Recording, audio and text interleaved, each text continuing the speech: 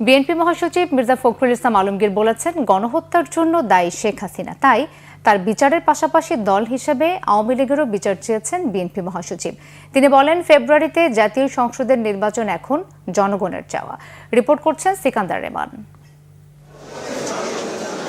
রাজধানীর একটি হাসপাতালে চিকিৎসাধীন বিএনপি চেয়ারপারসনের উপদেষ্টা কাউন্সিলের সদস্য ও জিয়া পরিষদের চেয়ারম্যান বীর মুক্তিযোদ্ধা ডাক্তার আব্দুল কুদ্দুসকে দেখতে যান বিএনপি মহাসচিব মির্জা ফখরুল ইসলাম আলমগীর।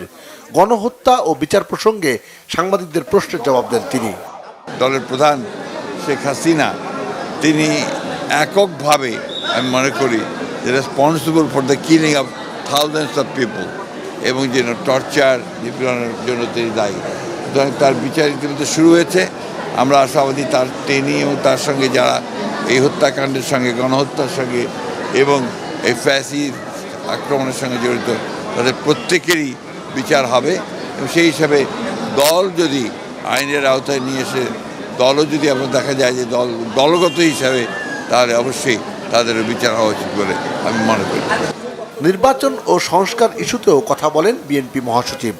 প্রত্যেকটি রাজনৈতিক দলের দায়িত্ব হচ্ছে যে দেশকে সঠিক ট্র্যাকে ওঠানো এবং যত দ্রুত আপনার সেটা ওঠানো যাবে ততই মঙ্গল।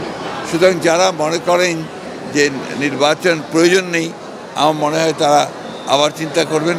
নির্বাচন প্রয়োজন জনগণের জন্য। সরকার একটা নির্বাচিত সরকার দরকার, যে নির্বাচিত সরকারের সঙ্গে জনগণের সম্পর্ক থাকবে। সেই কারণেই আমরা বলছি যে সংস্কারগুলো হচ্ছে, সংস্কারে আমরা অংশ নিচ্ছি। প্রত্যেকটি সংস্কারের দাবি আমরাই তুলেছি সবার আগে। সুতরাং সংস্কার এবং নির্বাচন এর মধ্যে কোনো কন্ট্রাডিকশন নেই।